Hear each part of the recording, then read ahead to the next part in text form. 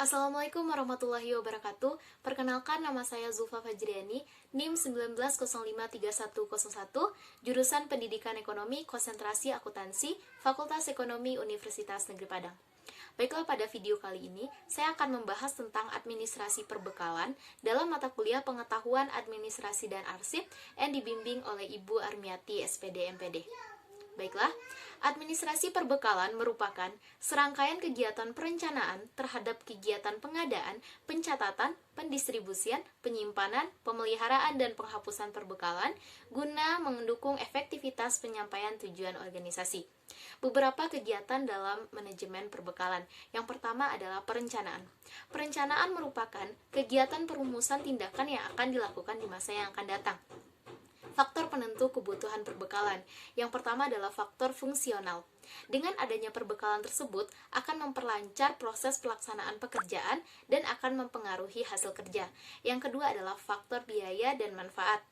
Dengan mengeluarkan biaya tertentu, organisasi tersebut harus memperoleh manfaat yang sebanding dengan biaya yang telah dikeluarkan. Yang ketiga adalah faktor anggaran. Mempertimbangkan anggaran yang tersedia untuk menentukan skala prioritas kebutuhan perbekalan. Yang keempat adalah faktor keamanan dan kewibawaan. Dalam penentuan kebutuhan perbekalan, hendaknya dipertimbangkan pejabat pemakai perbekalan tersebut untuk menjamin keamanan sesuatu terkait dengan jabatannya. Pengadaan perbekalan ini memiliki beberapa sistem, yaitu yang pertama adalah sistem sentralisasi. Sistem ini mengadakan perbekalan di mana kewenangan dalam pengadaan perbekalan bagi seluruh unit kerja diberikan pada satu unit kerja tertentu saja. Yang kedua, sistem desentralisasi. Pengadaan perbekalan di mana kewenangan diserahkan pada masing-masing unit kerja. Yang ketiga adalah sistem campuran. Pengadaan perbekalan dengan sistem sentralisasi digabung dengan sistem desentralisasi. Baiklah, selanjutnya yang kelima adalah pencatatan. Pencatatan merupakan kegiatan memperoleh data atas keseluruhan perbekalan yang dimiliki oleh organisasi. Manfaat dari pencatatan ini, yang pertama, memberikan informasi bagi si pembaca. Yang kedua, menjamin keamanan perbekalan. Yang ketiga, memberikan masukan untuk mengambil keputusan perbekalan selanjutnya. Yang keempat adalah sebagai alat penanggung jawab. Karena jika ada pencatatan, maka akan ada hal yang dipertanggungjawabkan jika suatu saat nanti ada kesalahan dalam pelaporan perbekalan tersebut. Yang keenam adalah penyimpanan. Penyimpanan merupakan kegiatan mengurus perbekalan dan mengatur barang di tempat penyimpanan atau gudang. Fungsi dari administrasi penggudangan atau penyimpanan ini, yang pertama, menjaga keamanan perbekalan. Yang kedua, sebagai instrumen pengawasan dalam pengelolaan penggunaan. Yang ketiga, dapat mengetahui keberadaan perbekalan setiap saat. Yang keempat, dapat mengurangi bentuk penyelewengan pengelolaan perbekalan. Yang kelima, dapat mendukung ketepatan dalam pengadaan perbekalan. Instrumen pendukung pelaksanaan administrasi penggudangan, yang pertama adalah buku penerimaan gudang, yang kedua adalah buku pengeluaran gudang, yang ketiga adalah kartu persediaan, yang keempat bon permintaan barang, yang kelima adalah surat penyerahan barang. Selanjutnya yang ketujuh adalah pendistribusian. Pendistribusian merupakan kegiatan pengelolaan logistik terkait pembagian dan penyampaian perbekalan kepada unit organisasi yang membutuhkan, sesuai sistem yang telah ditentukan. Azas-azas penyaluran, yang pertama adalah kegiatan jenis perbekalan yang disampaikan, yang kedua adalah ketepatan nilai perbekalan yang disampaikan, yang ketiga adalah ketepatan jumlah perbekalan yang disampaikan, yang keempat ketepatan waktu penyampaian, yang kelima ketepatan tempat penyampaian, dan yang keenam adalah ketepatan kondisi perbekalan yang disampaikan.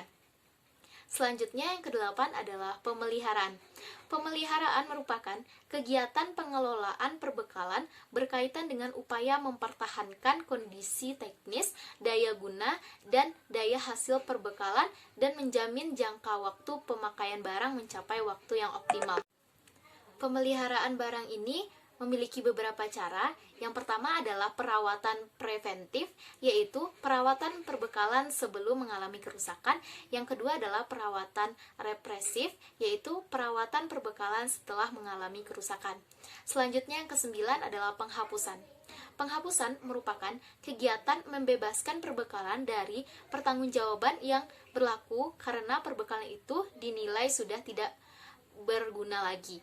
Alasan penghapusan ini ada beberapa macam. Yang pertama adalah perbekalan sudah sangat tua. Yang kedua, perbekalan sudah sangat ketinggalan zaman. Yang ketiga, perbekalan yang berlebihan. Yang keempat, perbekalan yang hilang. Cara penghapusan perbekalan juga memiliki beberapa cara. Yang pertama, dijual atau dilelang. Yang kedua, ditukarkan dengan perbekalan lain yang dibutuhkan oleh institusi. Yang ketiga, dipindahkan. Yang keempat, dihibahkan. Yang kelima, pemanfaatan kembali. Artinya adalah barang diubah untuk menjadi barang lain yang memiliki fungsi barang semula. Yang keenam adalah dimusnahkan. Selanjutnya adalah masalah-masalah yang terjadi dalam manajemen perbekalan.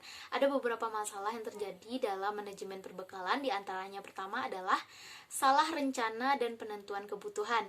Yang kedua, salah pengadaan, artinya kekeliruan dalam proses pemenuhan kebutuhan perbekalan. Yang ketiga, salah tempat, salah dalam meletakkan perbekalan. Yang keempat adalah salah pakai. Yang kelima adalah lalai catat, di mana ada beberapa komponen yang tidak dicatat atau terlewatkan. Yang keenam adalah lalai rawat, yaitu kesalahan perawatan perbekalan sehingga terjadi kerusakan dalam perbekalan. Yang ketujuh adalah lalai simpan, perbekalan itu tidak diletakkan di tempat yang semestinya. Yang kedelapan adalah lalai kotor. Selanjutnya ada azas-azas dalam manajemen perbekalan. Untuk menanggulangi terjadinya masalah dalam pengelolaan, maka ada beberapa azas dalam perbekalan. Yang pertama adalah azas keahlian. Orang yang melakukan pengelolaan logistik harus benar-benar orang yang memiliki kompetensi dalam bidangnya. Yang kedua adalah azas kreativitas. Orang yang melakukan pengelolaan perbekalan harus mampu mencari solusi atas masalah yang nantinya akan terjadi. Yang ketiga adalah azas ketelitian. Orang yang mengelola perbekalan haruslah orang yang teliti, sehingga data yang diberikan benar dan menanggulangi terjadinya kesalahan dan miskomunikasi. Yang keempat adalah azas ketertiban dan kedisiplinan. Orang yang mengelola perbekalan harus dapat mengelola waktu sehingga tidak sampai terjadi penundaan pekerjaan. Yang kelima adalah azas kualitas pelayanan.